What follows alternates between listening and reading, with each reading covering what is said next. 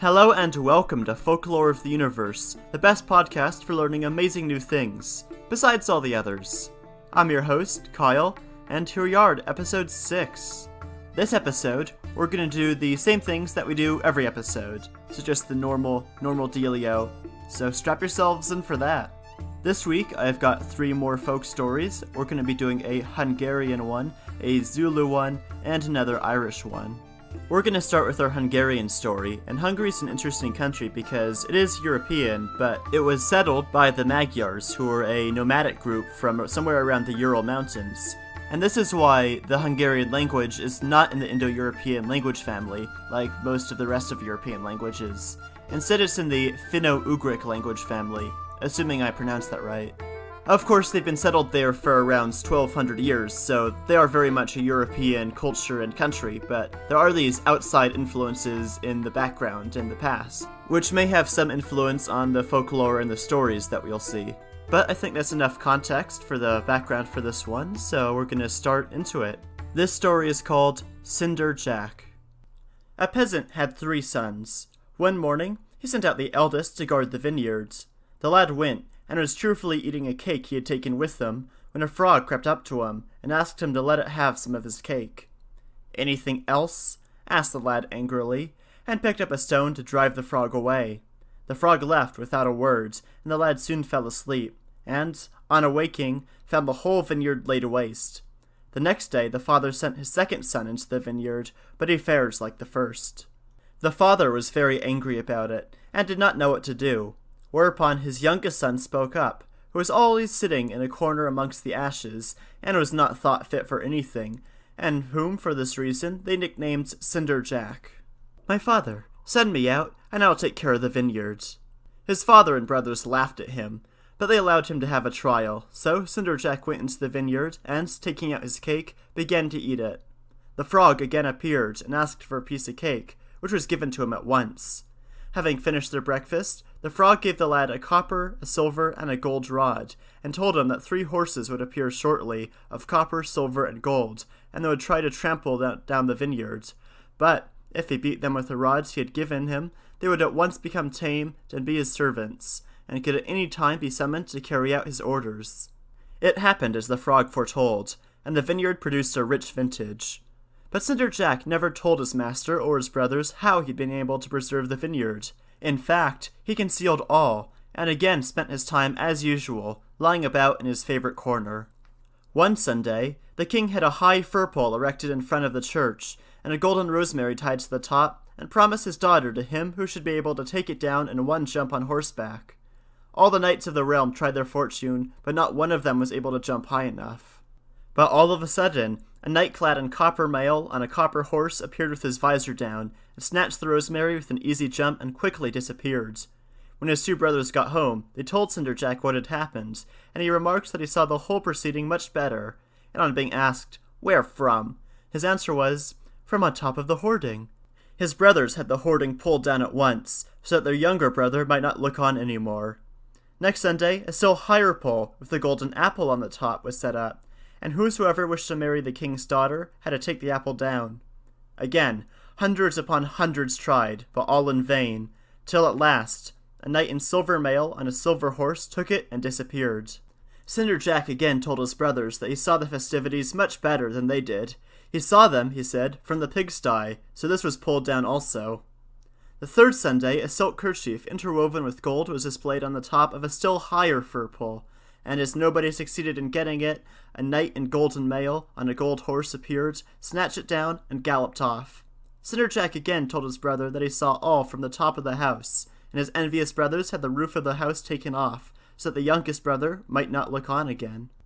The king now had it announced that the knight who had shown himself worthy of his daughter should report himself, and should bring with him the gold rosemary, the apple, and the silk kerchief. But no one came.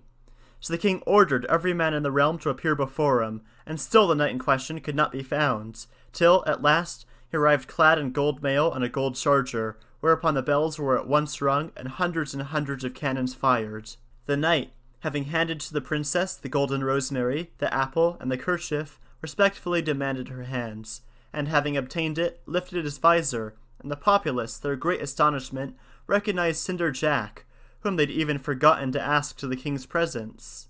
The good-hearted lad had his brother's house rebuilt, and gave them presents as well. He took his father to his house, as the old king died soon after. Cinder Jack is reigning still, and is respected and honored by all his subjects. The end. This story is part of a particular category of European folklore that's based off this character of the youngest son, who's sort of a stock character, and we saw Cinder Jack was this stock character.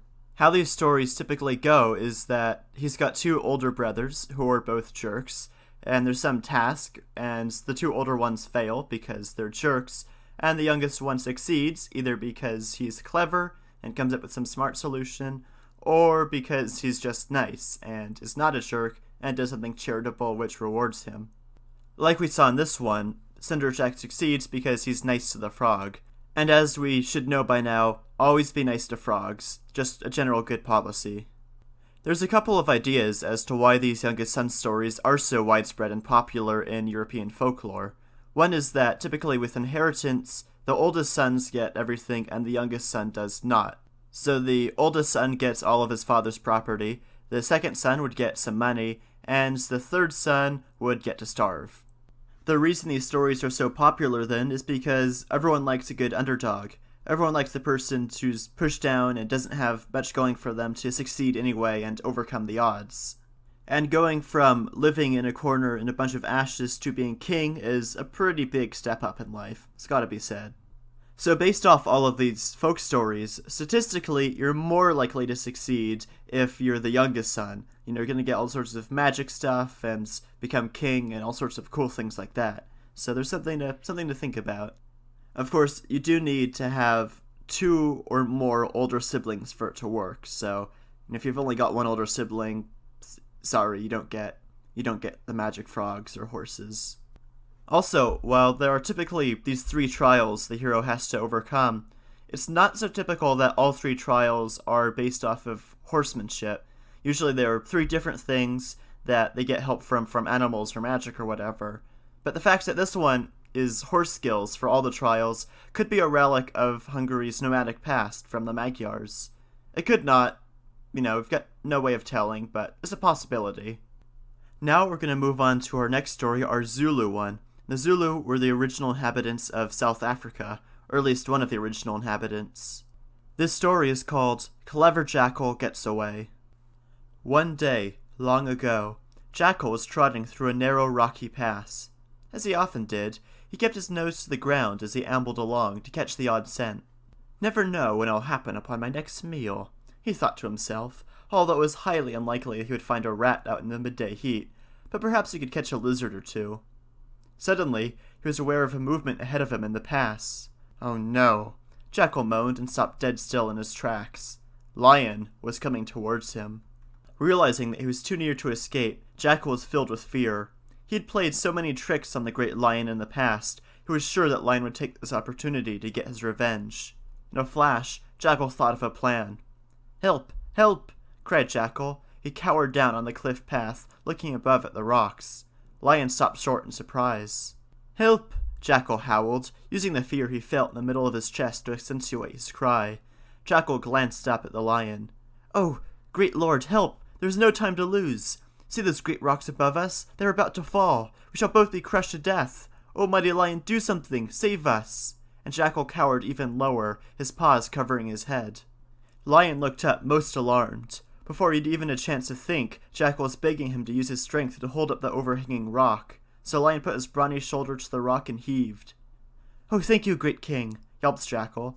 "I will quickly fetch that log over there to prop under the rock, and we will both be saved." With that, Jackal bounded out of sight.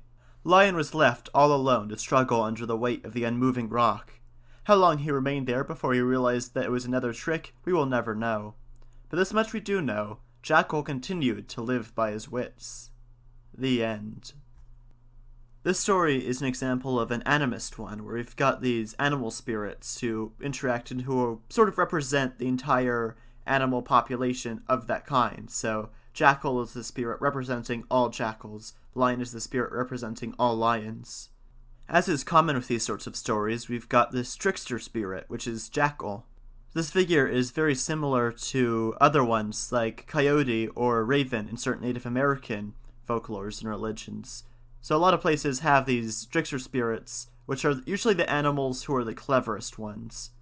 Jackals and coyotes are generally a lot smarter than most other animals out there, and people see that and attribute them to being these clever trickster figures, who can either be benevolent or malevolent. Sometimes they do nice things, sometimes they do jerk things, and sometimes they're just sort of wild cards. So in this example, Jackal sees that he's in a bad situation and uses tricks to get out of it by outsmarting the stronger lion.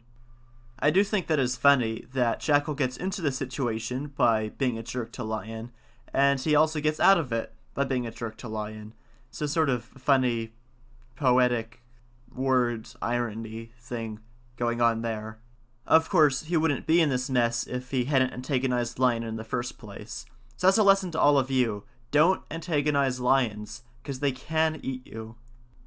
The theme behind this one is very similar to the themes behind a lot of these youngest son stories over in Europe, where being clever often is better than being big and strong, and the clever beat the big and strong by cleverness. It is very interesting how universal of a theme this appears to be, because it shows up all over the world. Now we're going to move on to our last story of the episode. This is the Irish one. This is another one involving the fairies, or the good people, as they prefer to be called. And this story is called Lanty McCluskey's Fairy Boon. Lanty McCluskey had married a wife, and, of course, it was necessary to have a house in which to keep her. Now Lanty had taken a bit of a farm, about 6 acres, but as there was no house on it, he resolved to build one, and that it might be as comfortable as possible. He selected for the site of it one of those beautiful green circles that are supposed to be the playground of the fairies. Lanty was warned against this, but as he was a headstrong man, and not much given to fear, he said he was not change such a pleasant situation for his house to oblige all the fairies in Europe. He accordingly proceeded with the building, which he finished off very neatly, and, as it was usual on these occasions to give one's neighbors and friends a housewarming, so in compliance with this good and pleasant old custom, Lanty, having brought home his wife in the course of the day, got a fiddler and a lot of whiskey, and gave those who had come to see him a dance in the evening. This was all very well, and the fun and hilarity were proceeding briskly, when a noise was heard after night had set in, like a crushing and straining of ribs and rafters on top of the house. The folks assembled all listened, and without doubt there was nothing heard but crushing and heaving and pushing and groaning and panting as if 1,000 little men were engaged in pulling down the roof. "Come," said a voice, which spoke in a tone of command. "Work hard. You know we must have Lanty's house down before midnight." This was an unwelcome piece of intelligence to Lanty, who, finding that his enemies were such he could not cope with, walked out and addressed them as follows. "Gentlemen, I humbly ask your pardon for building on any place belonging to you, but if you'll have the civilitude to let me alone this night, I'll begin to pull down and remove my house tomorrow morning." This was followed by a noise like the clapping of 1,000 tiny little hands, and a shout of, "Bravo, Lanty!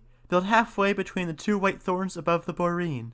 And after another hearty little shout of exultation, there was a brisk rushing noise, and they were heard no more. The story, however, does not end here. For Lanty, when digging the foundation of his new house, found the full of a cam, a metal vessel, of gold, so that in leaving to the fairies their playground, he became a richer man than ever he otherwise would have been, had he never come in contact with them at all. The end. This story is very similar to the previous Irish fairy story we looked at. Both involve someone building a house on the fairies' area, their playgrounds. Both times they're warned about it, they both ignore the warning, but the difference is that, as we saw in this one, when the fairies get involved, he listens to them and moves his house and is rewarded for it, whereas in the other one, they just get cursed the shit out of them. This story does a great job of showing off the bipolar nature of the good people in Irish folklore, where on one hand, they can be very malevolent and vindictive, and you don't want to run into them, or they'll make your life miserable. On the other hand, if they like you, or are friendly towards you, they can reward you richly. So you have this sort of dichotomy where you don't know what you're going to get when you run into them. You might get cursed, you might get treasure. In this one, they are pretty friendly, because they do listen to his deal and accept it, and they do reward him for it with a bunch of gold. They could have just torn his house down and cursed him, but they didn't. They were pretty chill in this one. Of course, he never would have had this problem in the first place if he hadn't built his house in the wrong place. But that's just more of a zoning error than anything. So you gotta be careful out there, because zoning errors can lead to cursings. But I think that's all I have, so we're gonna end the episode here. So it is a bit of a shorter one, sorry about that. These stories are just, they're all shorter and more lighthearted ones that can't get super deep into, like last week's. That's okay though, in the future we'll do more in-depth ones. It's always good to mix it up between the lighthearted, less depth, shallower ones and the more in-depth, complex ones. So I hope you've enjoyed this episode. We'll have another one out next week. If you did enjoy this, be sure and tell every people that you know all about it. And that is all. So once again, I will see you next week. Bye.